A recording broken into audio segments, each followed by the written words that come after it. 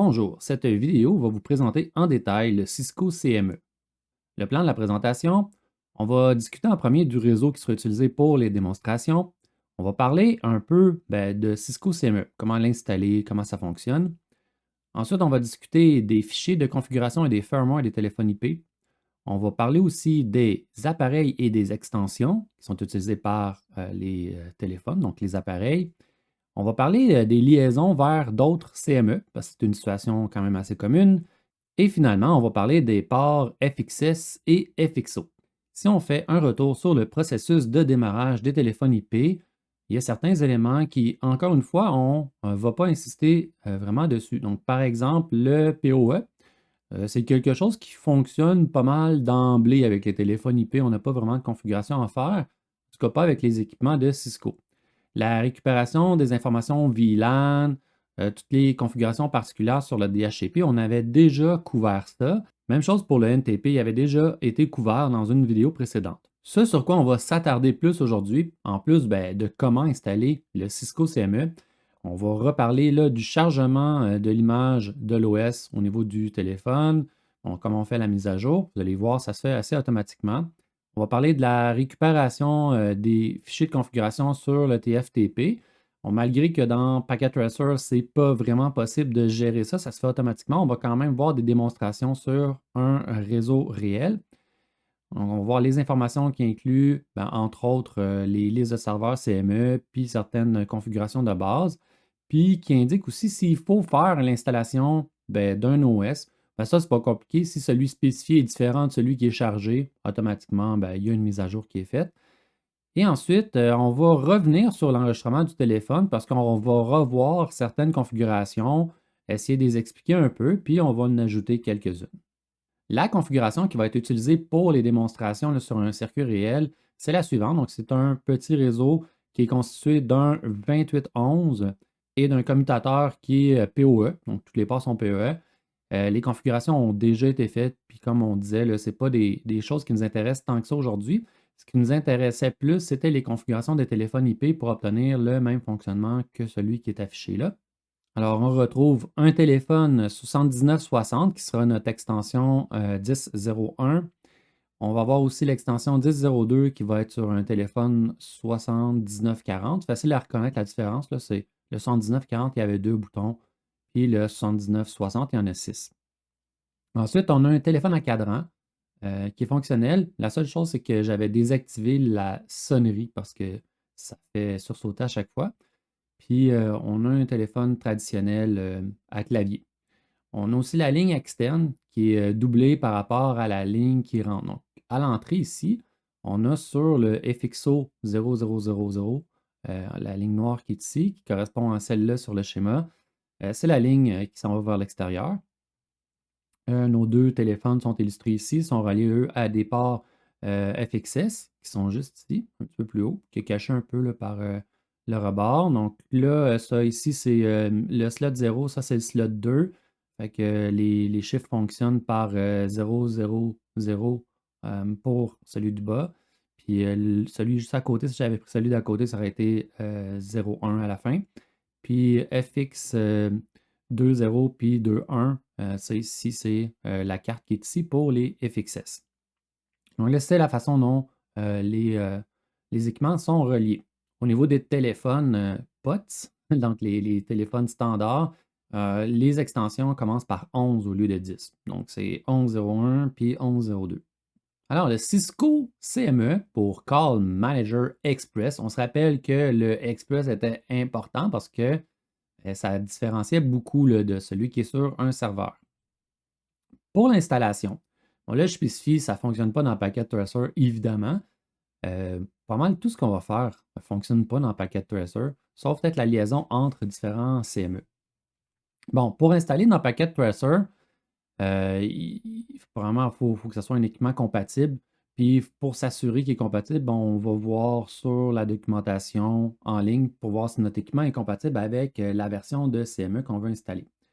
Donc, on télécharge le fichier archive directement de Cisco. Dans la zone de téléchargement, on s'en va chercher les Cisco CME. Là, ici, c'était pour la version 12.5. On va transférer le fichier archive, puis l'extraire sur le périphérique. Puis pour ça, on a deux choix. Le premier, ben, on peut se créer un serveur TFTP ou utiliser une clé USB. Hein. Les deux fonctionnent. Ben, des fois, ça va plus vite avec le TFTP parce qu'on fait des changements, puis on peut directement les publier en accédant à distance sur le périphérique. Sinon, ben là, il faut transférer sur la clé USB, transférer la clé USB sur l'équipement, puis là, faire le chargement. Il est également possible d'ajouter de la même manière d'autres services, comme par exemple le service d'assistant automatique. Parce que là, par exemple, après l'installation qu'on va faire, quand on va téléphoner vers notre équipement, ben, on va juste entendre une tonalité qui change. Ça va nous indiquer qu'on est rentré dans le système, qu'au fond, le routeur a répondu. Mais on peut mettre qu'il y a un assistant là, qui nous accueille avec un message d'arrivée, puis qui nous dit aussi peut-être les menus, peser sur un pour ci, pour ça. Donc, ça, c'est une application qu'on peut ajouter. Puis on peut aussi ajouter le service de messagerie. De la même façon, c'est toujours un peu la même chose. Donc, on va télécharger l'archive, on la décompresse sur l'équipement. Tant qu'il est compatible, ça va fonctionner. Après ça, on fait les configurations selon ce qu'on a installé. Pour connaître la version actuelle qu'on utilise, comme celle qui est utilisée dans les démonstrations en ce moment, c'est la version 4.2 en fait. Puis c'est pas la plus récente, vraiment pas. Celle qui était illustrée précédemment, c'était la 12.5, puis je crois qu'on est rendu à la 14 sur certains équipements. Mais c'est la version la plus haute que supporte le 2811. C'est quand même un vieux routeur.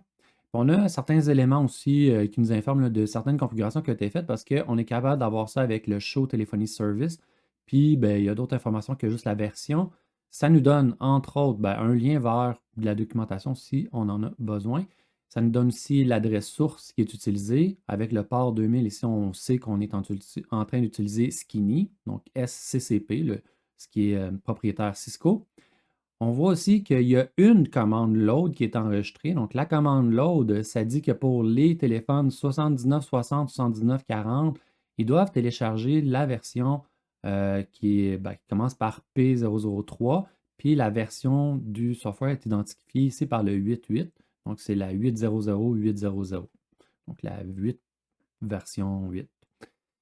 Et le maximum de iPhone, le maximum d'extensions qu'on peut avoir, le maximum de conférences. Donc, le maximum iPhone puis d'extension, normalement, par défaut, c'est 0. Là, ici, ils ont déjà été configurés. Puis, il y a un maximum, là, évidemment. Le reste n'ont pas été configurés. C'est des choses qui se sont configurées tout seuls. Il y a aussi l'endroit où seront sauvegardés les fichiers CNF. Là, en ce moment, c'est indiqué qu'ils vont être dans la flash. Puis, l'option de génération des fichiers CNF, de configuration des téléphones, c'est marqué par type de téléphone. Ça veut dire qu'il va y avoir un fichier pour le 7960, il va y avoir un fichier pour le 7940 et ainsi de suite. Oh, puis finalement, il y a une dernière information ici qui nous est indiquée par rapport aux informations locales, comme quoi on utilise le US. On aurait pu tout modifier, mais il aurait fallu charger des fichiers supplémentaires pour avoir la langue française. Évidemment, avant de faire une installation, comme je disais, il faut vérifier qu'on a une version compatible. Pour ça, ben, on peut aller sur la section de compatibilité, puis on va pouvoir consulter une espèce de matrice où on peut voir qu'est-ce qui est compatible avec, par exemple, ici, on a la version 12. Ici, plus bas, donc c'est un des tableaux qui était plus bas, on avait les différents équipements qui sont compatibles. Puis comme on peut voir, malheureusement, mon 2811 est vraiment pas supporté. Comme je disais, ça fait depuis la version 4, c'était la dernière version qui était supportée de mémoire par rapport au CME pour cet équipement-là. Donc, ça fait un bout qu'il est plus supporté. Mais on peut voir, par exemple, que les 2911 qui sont utilisés actuellement en laboratoire sont, eux, supportés, permettent d'avoir quand même plusieurs téléphones IP. C'est une cinquantaine de téléphones IP, plus de 300 extensions. Donc, on voit qu'on est correct là pour faire des laboratoires, même avec des versions récentes. Il faut quand même faire attention avec la documentation en ligne. Des fois, elle n'est pas à jour. Puis j'ai relevé déjà des manques de cohérence entre la documentation et ce qu'on obtient comme information.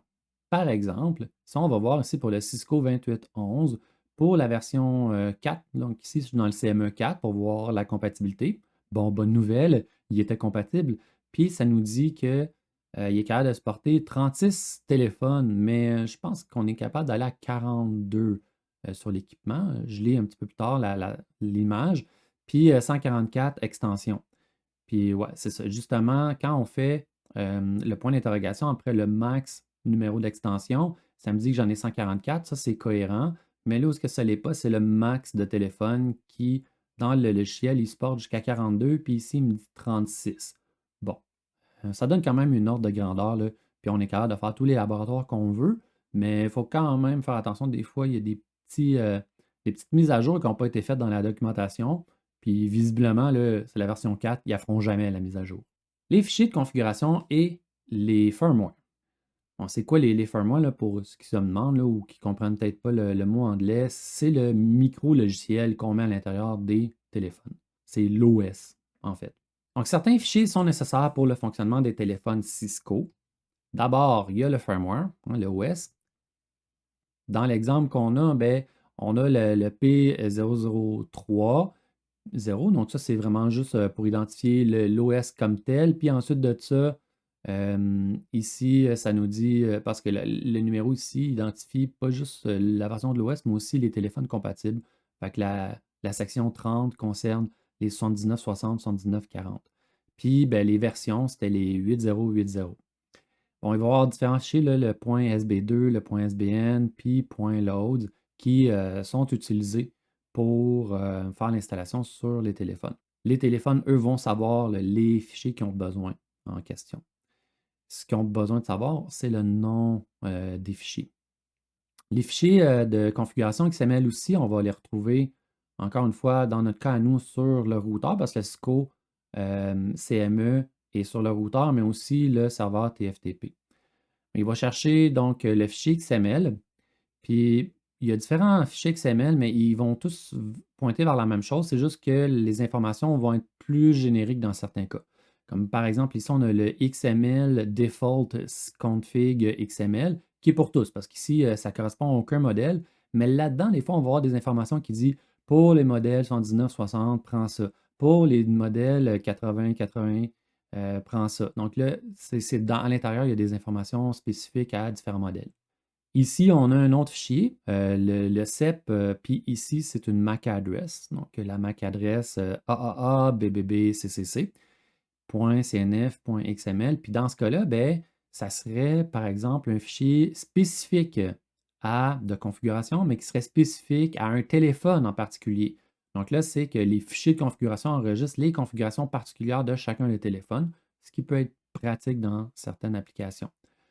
Donc, nous, vu qu'on a utilisé per phone type, ben, ce qu'on va utiliser, c'est un XML qui va viser les modèles. Par exemple, le modèle 7960. Justement, ici, on peut voir, j'ai redémarré le téléphone qui était à l'époque le iPhone 5. Puis, ça, c'est le MAC address du téléphone en question. On voit que le téléphone se désenregistre de façon normale, hein, parce que là, c'est provoqué, donc c'est volontaire. Il s'est déconnecté.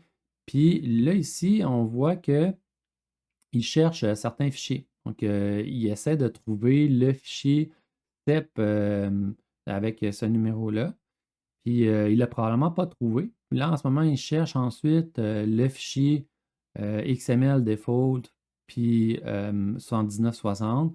Bon, il l'a trouvé parce qu'il a ouvert ce fichier-là. Bon, il cherche d'autres fichiers là, comme la liste des tonalités, là, des sonneries, puis aussi, ça aussi, c'est une autre liste de sonneries. Les fichiers n'étaient pas sur mon serveur TFTP, il ne les a pas trouvés. Donc, mais c'est pas grave, ça, c'est juste des options, il n'y en avait pas vraiment de besoin. Donc ici, on voit que la version 8 était déjà installée, fait qu'il n'y en a pas de besoin, il ne cherche pas l'OS. Juste un petit rappel, là, ici, on voit l'adresse MAC, puis regardez, il cherche vraiment le fichier de configuration au début particulier à lui. Parce que, tu sais, quand il se connecte le téléphone, il ne sait pas, lui, s'il est par téléphone ou par modèle de téléphone. Donc, il cherche tout le temps en premier un fichier qui aurait son nom avec SEP au début. Donc, ben, au fond, son MAC address avec son SEP au début. Donc, il ne le trouve pas, puis il passe à d'autres choses à ce moment-là. On remarque aussi que le téléphone n'a pas essayé de charger d'OS dans ce cas-ci. C'est normal, le téléphone avait déjà été mis à jour. Donc, il utilisait déjà la version 8.8. Donc, ça, c'est pas un problème pour lui. Alors, quand il est arrivé ici puis il a lu dans le XML Default 7960 qui devait charger la version 8, ben, c'était déjà celle qui était utilisée sur le téléphone. Donc, il passe à d'autres choses à ce moment-là. Avec le CME de Cisco, les firmware de téléphone vont être conservés sur le routeur qui, lui, va agir comme notre serveur TFTP. Pour rendre disponible un fichier, on va utiliser la commande tftp-server. Donc là, on rentre dans les configurations du serveur TFTP, puis on va dire, ben moi, je rends disponible, puis là, on donne le chemin vers les fichiers. Donc, flash, dans mon cas à moi, plus deux petits points, les noms de fichiers. Bon, les fichiers étaient tous dans le répertoire de base. Il faut savoir que ben, c'est le nom qui vont être recherchés. Donc, c'est facile de les placer dans le répertoire de base. On est sûr que l'accès est fonctionnel. Donc, avec la commande TFTP server flash, deux petits points, je rendais disponible les fichiers là, P003, 8 quelque chose, .load, .sb2, .sbn et ainsi de suite. Le point .txt, je ne suis pas sûr qu'il était nécessaire, mais je l'ai mis pareil.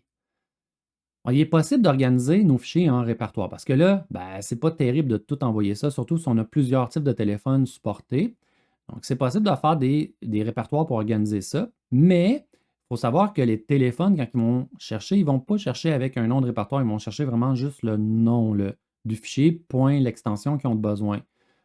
Pour faire ces accès-là avec des sous-répertoires, ce qu'on fait, c'est qu'on rentre d'abord la commande TFTP server, on met le chemin au complet. Dans l'exemple qui est ici, on avait flash, puis on a un sous-répertoire fond avec un sous-répertoire ben, où, par exemple, les types sont là, puis dans lesquels les versions sont, les fichiers de l'OS sont déposés. Là, pour donner accès à ce fichier-là, qui est dans un sous-répertoire, on fait un alias avec seulement le nom du fichier.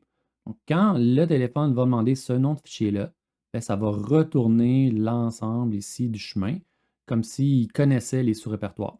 Il faut savoir que les mises à jour sont souvent esthétiques au niveau des OS pour les téléphones. Des fois, c'est des petites options de gestion d'affichage, mais il y en a plusieurs qui vont concerner la sécurité des périphériques. C'est donc important de se tenir informé des versions, des mises à jour pour savoir si elles sont nécessaires. Peut-être aussi laisser quelques jours, là, le temps que les gens les essaient avant de servir de cobaye nous-mêmes. Les versions récentes des firmware vont utiliser une interface de configuration web. Donc, ici, vous avez un exemple pour une version un peu plus récente là, qui utilise une configuration web. Ben, des fois, dans les versions web, il y a des choses qui ne sont pas disponibles. Donc, il y a quand même certaines choses qu'il faudra faire en ligne de commande, mais une chose ne changera jamais, l'installation, puis les configurations de départ devront être faites en ligne de commande, entre autres pour activer le service web. Normalement, il faut l'activer en ligne de commande. Un des premiers fichiers que va chercher les téléphones lorsqu'ils vont se connecter sur ben, le serveur TFTP, ça va être les fichiers de configuration, qui sont des fichiers XML. Par exemple, ici, on a le téléphone 7960 qui cherche en premier le fichier CTL CEP avec son MAC address. Ensuite de ça, il cherche le SEP avec son MAC address. Donc là, on avait déjà discuté. C'est comme un fichier qui serait spécifique à ce téléphone-là précisément. C'est la même chose ici, l'autre fichier. C'est juste la différence, c'est qu'il est sécurisé. C'est un fichier sécurisé. Fait que la première chose qu'il essaie de faire, parce que probablement j'avais activé la sécurité sur ce téléphone-là, ben, il a cherché d'abord à se connecter de façon sécurisée. Ensuite de ça, il n'a pas pu. Il dit, OK, c'est correct, maintenant je vais essayer d'aller chercher mes configurations non sécurisées. Ça n'a pas fonctionné non plus. Fait que là, il a fait OK, ben, je vais essayer maintenant d'ouvrir XML Default 7960, qui est le fichier général à mon type. Si ça n'avait pas fonctionné, il se serait rabattu sur un dernier fichier qui s'appelle le XML Default.cnf.xml. Bon, dans ce cas-ci, moi, il y avait déjà le fichier, donc il est allé ouvrir le fichier en question. Si on regarde maintenant le contenu de ce fichier-là, il y a plusieurs informations à l'interne, certaines qui nous intéressent plus que d'autres en ce moment. D'abord, ben, l'adresse IP du serveur CME. Ça, on n'a pas à taper ce fichier-là. Soit dit en passant, c'est le fichier qui est créé lorsqu'on tapait la commande de création des fichiers CNF.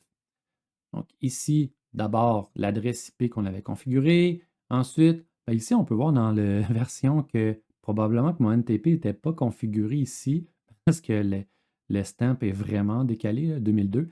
Mais bon, j'ai dû le faire après. Ensuite de ça, bon, on a l'OS à charger. Ici, là, c'est exactement celui qu'on avait spécifié. Il y a d'autres informations, par exemple la localisation, là, qui va donner des informations sur la façon dont les nombres vont être représentés et la langue là, comme telle d'affichage. Les téléphones eux-mêmes ont une page web d'information via l'adresse IP qu'ils vont utiliser. On peut désactiver cette option-là, mais par défaut, les téléphones de Cisco l'ont. C'est utile, mais c'est juste en lecture. Les appareils et les extensions. Bon, ce qui correspond au ePhone puis les ePhone Directory Number. Les extensions et les téléphones sont deux entités séparées. C'est très pratique parce que ça permet d'avoir un téléphone qui peut avoir plusieurs extensions. Puis aussi, on peut prendre une extension puis on peut l'associer à plusieurs téléphones. Bon, il y a plusieurs utilisations à ça, évidemment. Quand on a des services, qu'on a plusieurs agents, par exemple, de vente ou de service à clientèle. Le nombre maximum d'appareils puis d'extensions va varier en fonction du matériel. Encore une fois, c'est des informations qu'on peut obtenir sur les sites du manufacturier ou directement là, en ligne de configuration sur l'équipement. On peut aller chercher ces informations-là pour voir avec le matériel et l'OS installé, c'est quoi qu'on est capable de supporter. À partir de la configuration du service téléphonique, on va rentrer en configuration globale avec la commande téléphonie-service. On va pouvoir utiliser la commande maxDN pour fixer le nombre maximum d'extensions qui vont être utilisées. On peut faire la même chose avec le max ePhone qui va fixer le nombre maximum de téléphones qui vont être installés. Par défaut, ces valeurs-là vont être à zéro, donc il faut évidemment les configurer. Si vous ne les configurez pas, il n'y a rien qui va être possible. Et là, vous vous dites sûrement, pourquoi on ne met pas tout simplement la plus grosse valeur, 144 et 42 pour le nombre de téléphones. Et la raison, c'est qu'il y a des ressources associées à ça, donc de la mémoire qui va être associée à ces configurations-là et qui va être réservée pour faire ces configurations-là. Donc, plus le chiffre est gros, plus la mémoire réservée est grande. Donc, on va essayer d'utiliser une valeur qui est cohérente avec notre installation pour réduire la consommation de mémoire. Pour la configuration des extensions, donc les ePhone Directory Number. Bon, la commande pour configurer les extensions, c'est ePhone-dn, dntag, puis on a le paramètre optionnel dual line. Au niveau de dntag, c'est juste une étiquette de référence. On peut faire point d'interrogation pour voir la numérotation qui nous autorise. Dans ce cas-ci, ça allait jusqu'à 288, ce qui est supérieur au nombre de tags qui est possible avec mon téléphone qui était de 144. Ensuite de ça, on a le dual line. Là, dans ce cas-ci, ça va permettre d'avoir deux canaux sur la même extension. C'est pas obligatoire, donc on peut juste rentrer iPhone, DN, puis le numéro de tag. Si on ajoute dual line, mais ça va permettre d'avoir ces deux canaux-là. Sinon, il va y avoir seulement un canal associé à notre extension. Donc, si on veut changer là, une extension qu'on a mis simple, il faut savoir que l'extension, quand elle a été créée avec un seul canal, on ne pourra pas la changer. On ne pourra pas la changer pour une double. Il faudra la supprimer pour pouvoir la changer. Donc ici, j'avais fait un exemple. J'essayais de forcer le dual line sur le iPhone 1 qui était configuré comme sans aucun paramètre, donc qui était en ligne simple. Puis là, ça nous le dit, on ne peut pas changer ça. On doit d'abord retirer puis reconfigurer avant. Donc, simplement, no iPhone DN1. Après ça, on repart la configuration iPhone DN Dual Line. Puis là, on refait la configuration number 1001. Puis là, dans ce cas-ci, j'avais donné le nom Alice à cette extension-là. Puis on peut voir ici, confirmer les configurations par après avec un do show run pour la section des iPhone DN. Puis on peut voir que la configuration a effectivement été faite. L'avantage de la seconde ligne, c'est que ça va nous permettre de recevoir deux appels à la même extension en simultané. Par exemple, là en ce moment, j'avais le téléphone 1002 qui m'appelait. J'avais déjà commencé à jaser avec depuis un bon bout de temps même. Puis l'extension 1102, donc le téléphone rouge dans la démonstration, m'appelle en même temps. Donc, ça me l'indique sur le téléphone, puis ça me permet de lui répondre, de mettre Bob en attente et ainsi de suite, de passer d'une ligne à l'autre, de transférer aussi l'appel par après. Donc, il y a plein de choses qui sont possibles à partir du moment qu'on a une ligne double. Bon, dans ce cas-ci, là, on peut voir là, que justement, quand on fait les configurations des extensions, dans le cas de l'extension 2, qui avait le nom 1002, puis on a ajouté le nom, ça permet que quand on se fait appeler, on voit ici là, que l'appel nous vient de l'extension 1002 et que c'est de Bob. Donc, c'est intéressant là, parce que évidemment, les gens ne connaissent pas nécessairement par cœur les extensions. La ligne d'août va donc permettre d'avoir deux conversations sur la même extension, d'avoir les mises en attente, les transferts et la conférence. On a vu comment faire les configurations des extensions. Ben, maintenant, on va configurer les téléphones. Donc, les téléphones sont représentés par iPhone. iPhone, ça peut être un téléphone ou une gateway dans certains cas là, qui vont permettre d'interfacer un téléphone analogique à travers ce qui sert d'interface comme si c'était un téléphone IP. Ici, donc, on a le 7960. Le 7960, bon, ici, on a son IP là, qu'on voit de temps en temps passer dans les démonstrations. Il y a 6 boutons pour lesquels on pourra associer à chacun un numéro d'extension qui n'a pas besoin d'être défini. On n'est pas obligé d'en mettre partout. Ici, il y en a juste un défini dans la première démonstration. Si on prend le 7940, qui était l'autre téléphone à côté, dans son cas à lui, ben, son adresse MAC elle a un peu changé, puis il y a juste deux boutons pour faire les associations. Donc, les boutons sont ici. Ici, vous avez aussi une phrase d'accueil que vous pouvez modifier dans le système. C'est une configuration qu'on fait en téléphonie service pour laquelle on change la phrase d'accueil. Bon, évidemment, le nombre de boutons, les fonctions vont varier. Il y en a qui sont vidéo, d'autres qui sont juste, comme celui-là, vocal. Pour la configuration qui était utilisée pour le iPhone 1, on se rappelle dans Packet Tracer, on n'avait pas vraiment besoin de jouer avec les MAC address. Ici, ben oui, il faut le faire. Donc, iPhone 1, le Device Security, ça, on ne l'a pas configuré dans ce cas-ci. Puis c'est ce qui fait là, en sorte là, que le téléphone pourrait éventuellement chiffrer sa configuration. MAC address 001, ainsi de suite. Donc, ça, il y a différentes façons de l'obtenir. D'abord, quand on branche le téléphone et qu'il s'identifie, ben, il laisse des traces. Là, ils obtiennent éventuellement cette adresse, leur adresse IP, puis communiquent avec le TFTP. Puis ils ne vont pas s'associer. Donc, au début, les premières fois qu'ils vont se connecter, ils vont prendre un des iPhones, ils vont s'associer avec. Puis quand on va faire des regards pour les adresses MAC qui sont disponibles, on pourra les voir là. Puis ben, à partir de ce moment-là, on peut juste les confirmer, puis on rajoute la configuration du bouton. Sinon, ben, on peut d'abord les configurer, soit qu'on a utilisé l'adresse MAC qui peut être indiquée sur un autocollant à l'arrière. Sinon, dans les menus, on peut aller voir l'adresse MAC. Et évidemment, dans la table MAC address du commutateur, toutes les adresses MAC sont disponibles. Ici, on a le même téléphone que j'ai reconfiguré, mais cette fois-ci, j'ai ajouté une deuxième configuration. Donc, on peut rentrer la configuration une à une, mais on peut aussi les mettre une après l'autre, donc les assignations. Puis dans le premier cas, j'ai mis le bouton 1 sur l'extension qui est définie par DN1, puis ensuite le DN3, qui était l'extension 1003, donc sur le deuxième bouton. À ce moment-ci de la configuration, l'autre téléphone n'est toujours pas configuré de la même façon. Et ce que j'ai fait, c'est par exemple, on a ici pris la ligne, mais ça ici, 1003, il est associé aux ventes. Maintenant, quand j'appelle, j'étais avec la station d'Alice, j'appelle Bob, mais Bob, quand il reçoit ma communication, il voit que ça vient du service des ventes. Donc, on peut s'identifier de différentes façons, dépendamment de la ligne qu'on a utilisée pour sortir. Quand on a configuré les boutons, donc la commande, c'est bouton, le bouton qu'on veut utiliser, donc les boutons 1 à 6, par exemple, pour le 79, 60. Puis là, il y a un élément séparateur. Mais j'ai utilisé les deux petits points. C'est ce qui est majoritairement utilisé, donc c'est la sonnerie normale. Mais il faut savoir que le séparateur, ici, on peut mettre d'autres choses. On peut mettre, par exemple, que la sonnerie soit silencieuse. Quand c'est cette extension-là qui va nous appeler ou correspondant à cette extension-là, ben, il n'y aura pas de sonnerie. La sonnerie va être silencieuse. On va voir probablement l'indicateur lumineux sur le téléphone, mais il ne fera pas de son. Sinon, ben, il y a d'autres choses. Là. Ben, les modes overlay, c'est un peu plus avancé. On ne les couvrira pas dans cette présentation-là, mais ça permet de prendre des groupes et les mettre ensemble. Puis, mais sinon, par exemple, si on met Feature Ring, qui est une sonnerie un peu différente, là, le son, la séquence est un peu différente. Sinon, on peut aussi faire que c'est un beep au lieu d'une sonnerie. Fait que BF, là, c'est des tests qu'on peut faire facilement pour s'amuser et voir les différences.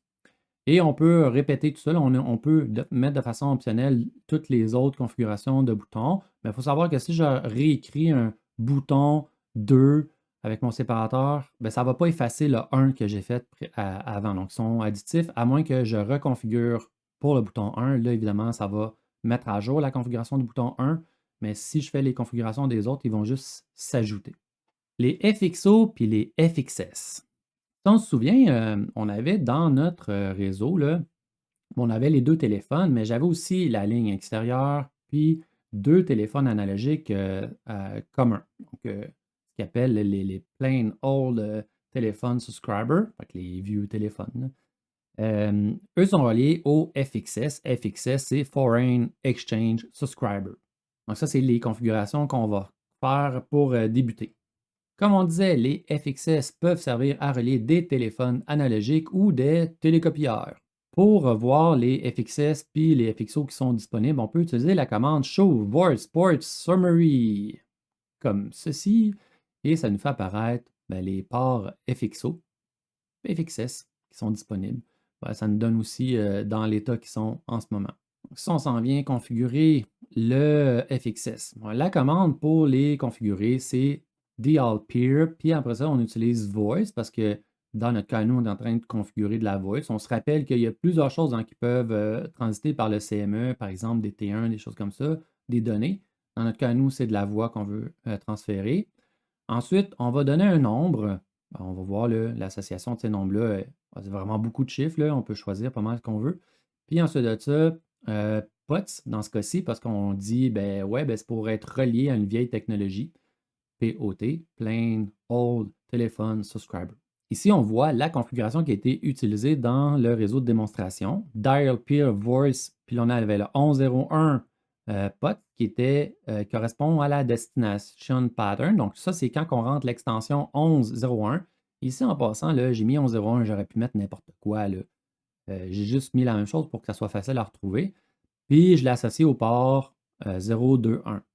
Ensuite de ça, le Direct Peer Voice 1102 a été associé à l'extension 1102, puis associé au port 020, comme qui était configuré ici. DP, comme je disais, on n'est pas obligé de le mettre, là, ça ne fait aucune force de loi. Là, dans ce cas-ci, c'était juste pour les retrouver facilement. C'est un nombre de 31 bits. Bon, ça signifie que c'est un nombre qui peut aller de 1 jusqu'à 2 milliards 147 483 647. On s'entend là. Ce qui est cool, c'est que ça fait beaucoup de chiffres, puis ça peut représenter quasiment la séquence qu'on essaie. Donc, c'est quasiment facile là, de faire l'association. Moi, en tout cas, c'est la nomenclature que j'utilise. Destination pattern, ça correspond à l'extension dans ce cas-ci. Donc, c'est les chiffres qui ont été tapés. Dans ce cas-ci, il faut taper précisément 1101 pour s'appliquer au dial peer en question. Puis finalement, on a le port qui spécifie c'est quoi le FXS qui est associé à cette configuration-là. Dans le cas présent, la commande port était disponible seulement parce que c'était POTS qu'on avait spécifié. Donc, si on n'a pas spécifié POTS, on va voir tantôt, on va spécifier une situation où ça va être Voice over IP, donc on ne s'en va pas vers des équipements analogiques. À ce moment-là, il n'y a pas de port possible pour ce genre de configuration-là. C'est habituellement vers une destination de type IP, puis là, c'est pas ça qu'il veut. Il veut une destination IP. La première étape pour le FXO, c'est de configurer le port. C'est une étape qu'on n'a pas eu à faire avec les FXS, tantôt, parce que par défaut, ça fonctionne bien, les configurations qui sont présentes pour les téléphones analogiques. Si on avait eu un PBX, il aurait fallu faire certaines configurations pour ajuster, par exemple, la signalisation. Mais par défaut, tout est conçu comme si c'était des téléphones analogiques. Pour le FXO, il y a quand même des petites configurations à faire, certaines plus importantes que d'autres. Entre autres, il va falloir lui dire le routeur, il répond après combien de sonneries. Ça va être important pour les appels rentrants. Pour le reste de la configuration, on va la faire même si celle qui par défaut est bonne, mais c'est juste pour confirmer les configurations qu'on doit faire. Alors, on rentre dans Voice Port 000, qui est celui-là ici. Puis on dit, première chose, signal loop start. Bon, ça pourrait être ground, start la communication. Ça serait plus avec un PBX, par exemple. Nous, on veut être relié avec une centrale. Donc, loop start, c'est la configuration commune. C'est celle qui était probablement déjà là, mais bon, je la rappelle. Ensuite de ça, je dis le nombre de sonneries après lequel le routeur prend le contrôle. Bon, dans le cas ici, j'ai laissé 3, là, ça permettait, si jamais je ne suis pas en train de faire un test puis que mon téléphone sonne, que je puisse répondre aux humains qui m'appellent. Puis aussi, ben, il ne fallait pas que je le mette trop long parce que le répondeur, sinon, il va embarquer. Donc, c'était juste avant que le répondeur embarque. Puis finalement, pour la composition vers l'extérieur, j'ai confirmé que je vais avoir du DTMF. Bon, c'est la configuration par défaut, mais il faut savoir qu'on pourrait mettre impulsion si on voulait imiter un téléphone cadran en sortie. Donc, comme je disais, ça, c'est adapté pour le PSTN. Le routeur va répondre après 3 sonneries, puis ça, c'est la composition qui va se faire en DTMF. Ensuite, j'ai ajouté une configuration, puis celle-là, au départ, elle n'était pas là, mais ça me causait certains problèmes lorsque je faisais des appels à partir des téléphones IP. Donc, le temps que la ligne prenait entre le moment où elle décroche la ligne puis elle commence à composer était trop rapide. Par défaut, elle est de 1 ou de 0. C'est en secondes, le délai qui est indiqué là. Donc, ici, j'ai dit, tu vas attendre 2 secondes avant de composer. Sinon, ça allait trop vite, il manquait des numéros, puis ben, les appels ne fonctionnaient pas. Ensuite, on s'en vient juste pour voir la configuration. Puis si on fait un do show run pour la section du Peer, ici, on peut voir les configurations du Peer qui ont été faites. Puis on voit celles pour nos téléphones analogiques, mais vous en voyez d'autres apparaître.